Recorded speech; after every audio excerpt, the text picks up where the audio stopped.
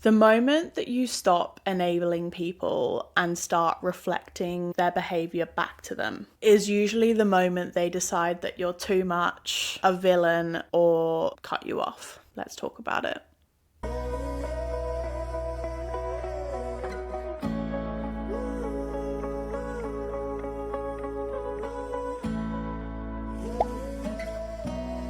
Hello everyone, welcome back to your regularly scheduled self-reflection. I am Tash and this is the Things We Say in Therapy podcast, a place to feel seen, to learn some psychology and to self-reflect on some hard truths to improve your mental health. I hope you are all doing okay. I know there's a lot going on in the world right now and it can be very difficult to keep going with everyday life, but I hope that you still are managing to find time to be there for yourself and be compassionate towards yourself because it is the most important thing.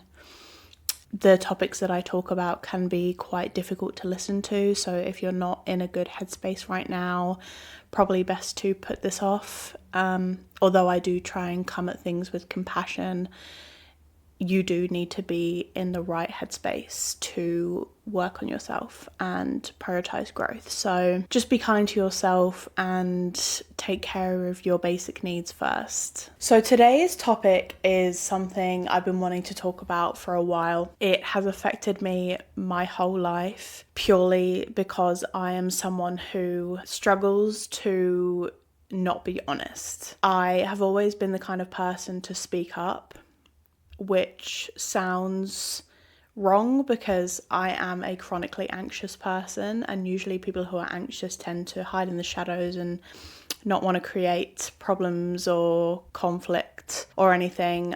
I am chronically anxious, but I also think I'm a little bit neurodivergent, which makes me struggle to not say the elephant in the room, and that can make certain types of people uncomfortable. People who lie to themselves in order to feel safe within themselves or lie to other people to improve their self-esteem. People don't like me when they're insecure or have toxic patterns that they don't want to be called out. So today we're talking about how holding people accountable can cost you relationships. This is uncomfortable on purpose, so let's call it like it is. If you've ever been told that you're too intense, too honest, too harsh, or that you're not fun anymore, personally, I've been called lame. This episode is for you. This episode isn't about being superior or self-righteous. It's not about calling people out or shaming anyone. There is a very real and distinct social cost to calling things like they are and to not lying in order to keep the peace. Holding people accountable creates distance, and being emotionally honest can drive people away who don't want to be honest with themselves. This doesn't mean that you're wrong for being honest. It's just that the mirror that you're holding up to them makes them uncomfortable. But we love discomfort on this show. So what does holding up a mirror or being the mirror actually mean? Essentially, it is highlighting or bringing up patterns that people are avoiding. For example, if your friend keeps getting in toxic relationships but keeps coming to you crying or complaining, and you say you want to be in better relationships but you just keep staying with these toxic people and you keep choosing unavailable people, when those people are comfortable in their patterns and they're scared of change and they're scared of facing the real emotions and growth required to change that behavior, they will run away from you as well as their problems. Humans have a habit of protecting their identity before seeking the truth. Anything that threatens someone's self-image feels like an attack to fragile people. And when you reflect reality back to these people, you interrupt their patterns and their coping strategies that they've been in for so long that they're so comfortable with. So why do these people struggle with accountability? There are many and multiple reasons, but the sort of psychological background to it is what state their nervous system is in. Accountability triggers shame in people who think that admitting mistakes and admitting they're wrong is dangerous.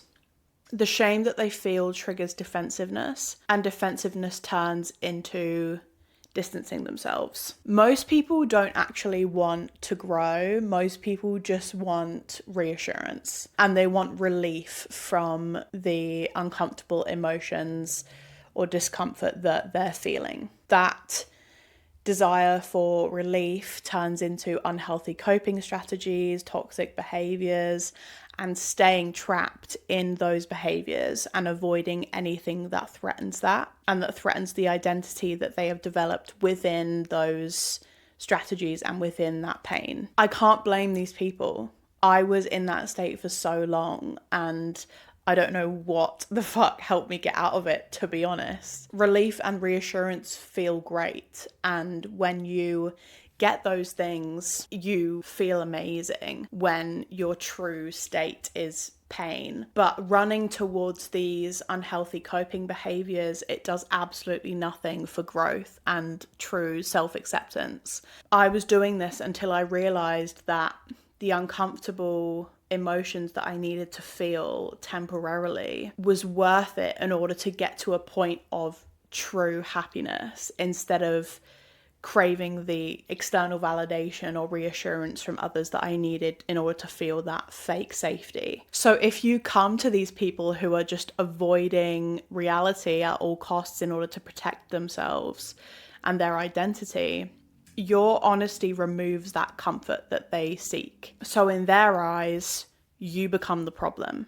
In their eyes, you're the villain who's trying to ruin them, who's trying to disrupt their life and cause problems. You become a negative person because you stop mindlessly agreeing with them or allowing toxic behaviors. You become cold when you stop running to rescue them as soon as their toxic behaviors are causing them problems again. You become judgmental when you stop participating in the denial of the reality, and you become boring when you stop participating in self-destructive activities. They call you boring because you wanting better for yourself holds up a mirror to their self-destructive behaviors, and they don't like that. My entire life, people have kept me in the dark about things.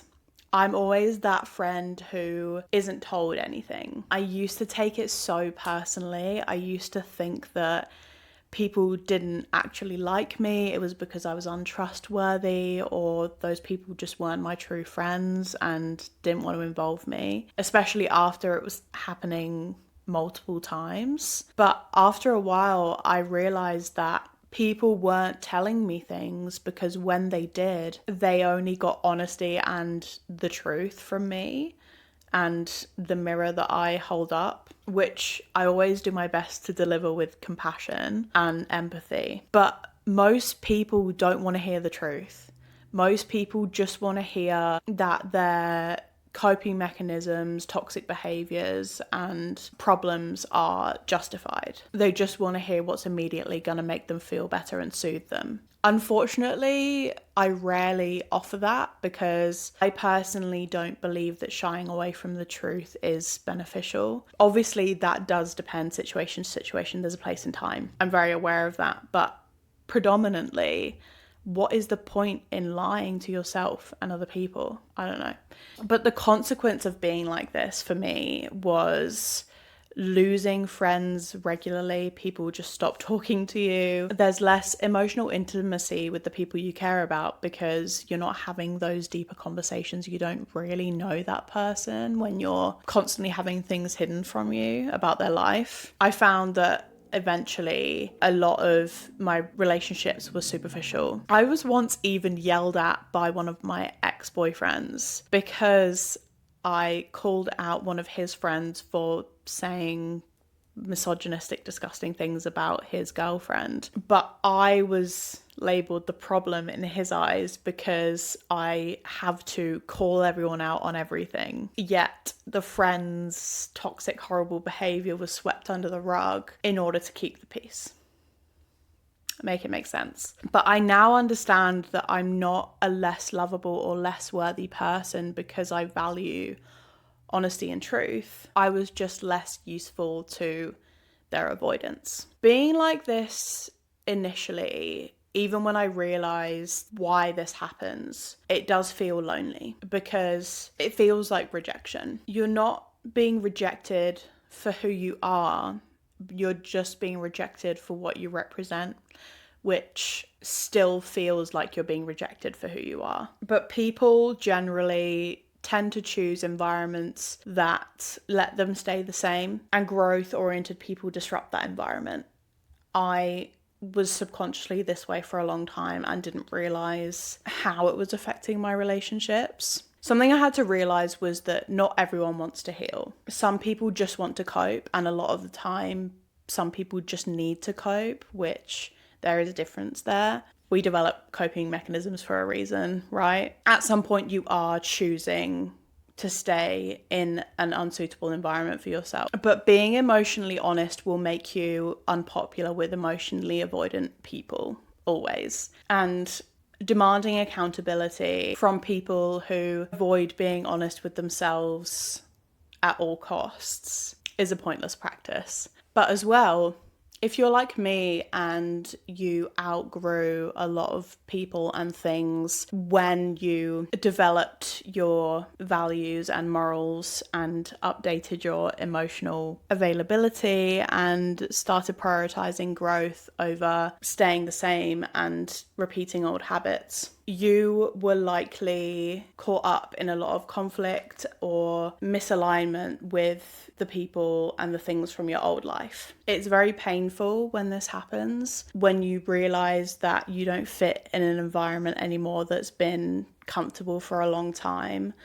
But trust your gut, go with growth always, and the people who are meant to stay with you on that journey will. The loneliness that you feel from moving forward and trusting yourself and aligning with your values, it doesn't mean that you've done anything wrong to lose people. It doesn't mean that you've abandoned anyone or abandoned your old self. Sometimes it means you just stopped lying. Sometimes it means you just started being honest, and there's absolutely nothing wrong with that. I have had both relationships and friendships end because I was no longer willing to abandon myself in order to keep other people comfortable. The price of belonging shouldn't be betraying yourself. Always value yourself before you value being accepted by other people. If this has ever cost you relationships, I want you to know that there is nothing wrong with you. The right connections and the aligned connections with who you are won't run from the mirrors you put up. They use them as a tool to self-reflect and improve themselves and their relationships, including with you. Being alone for a while is often the transition phase between who you were and who you're becoming. Thank you so much for listening to Snack Size Deep Dive 10. I'm so happy you joined me. Please follow and subscribe if you thought that this information was helpful or if you just liked chatting with me. I really hope that the episodes that I put out come across as comforting in some ways or help you on your healing journey. And I'd love to see you back for the next one. The next episode will be on Monday, and I will be talking about victimhood and the trap of the victim mindset. So come back for that one. I'll see you there. If this felt uncomfortable, that means something clicked. Sit with it. I'll see you again. Bye.